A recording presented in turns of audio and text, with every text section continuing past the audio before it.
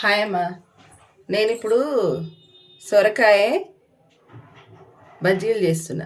సొరకాయ వడలు, గారెలు అంటారు కదా, గారెలు చేస్తున్నా. అయితే నేను ఆల్రెడీ తురిమి పెట్టుకున్నా. సొరకాయ స్కిప్ అయిందమ్మా అది. ఇప్పుడు మనకు కావాల్సింది ఏంటిదంటే ఇగో కల్లెమాకు, కొత్తిమీర, ఉల్లిగడ్డ, పచ్చిమిర్చి, జీలకర్ర, సాల్ట్, బియ్యం పిండి. మనకి ఎంత పడుతుందో అంత బియ్యం పిండి తీసుకుందాం, సరేనా? దాంట్లో వాటర్ ఉంటుంది కదా, వాటర్ కంటెంట్, అదే వాటర్ దాన్ని బట్టి చేసుకుందాం, సరేనా? ఇప్పుడు కట్ చేసి ఇవన్నీ చూడండి. ఇగో పొద్దున తరిగి పెట్టినామా అంతా, అయితే స్కిప్ అయింది. ఇప్పుడు చేస్తున్నా. ఇప్పుడు ఇంట్లో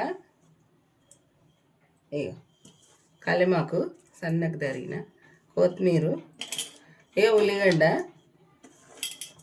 పచ్చిమిర్చి అన్నీ మంచిగా వేసేసుకొని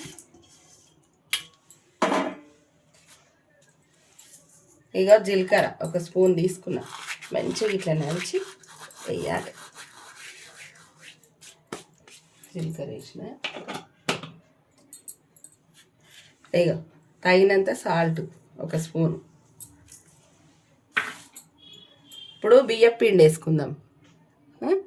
వేసుకుంటా కలుపుకుంటా ఎంత పడుతుంది అనేది చూద్దాం.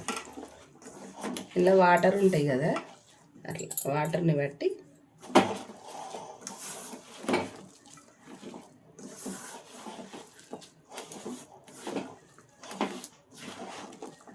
పడుతుంది పిండి. ఇంకా ఒక కప్పు పిండి తీసుకుందాం.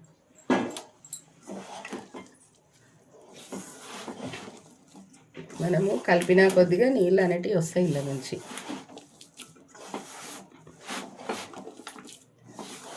మంచిగా ఉంటాయమ్మ గారెలు ఇవి.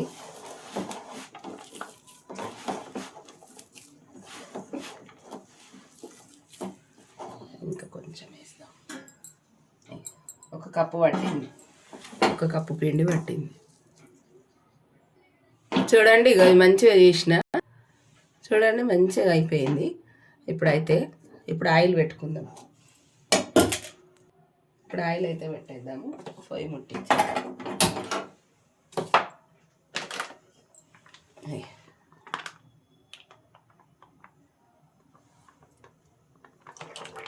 మంచిగా కాగని.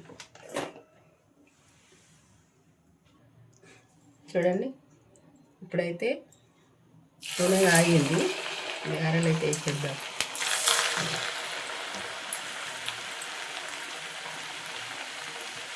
మస్తు టేస్ట్ బాగుంటాయమ్మా గారెలు. కాలుడు కూడా తొందరగా కాలుతాయి. సన్నగా చేస్తాం కదా, తోముతాము.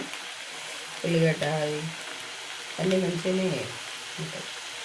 ఇలా జీలకర్ర వేస్తాం కదా, జీలకర్ర ఫ్లేవర్ అనేది మంచిగా వస్తుంది. నాకు తోస్తున్నాయి ఇంకో మాటలు. బాగా సర్దైందమ్మా మా ఇంట్లో పిల్లలకు నాకు. కానీ ఇవి ఎందుకు చేసుకుంటారు అంటారా, ఎండాకాలం వెదర్ చేంజ్ అయింది కాబట్టి మనకు సర్ది అవుతుంది, కానీ తినాలి. చూసారా మంచిగా వస్తున్నాయి. అన్నీ అయినాక చూపిస్తాను. నూనె అయితే బాగా కాగుతుంది తొందరగా, అందుకని తొందరగా వేసుకొని చిన్న మంటనే పెట్టిన. చూసారా కానీ మంచిగా కాలుతున్నాయి. ఇంకా బంగారు కలర్ వస్తే చాలు.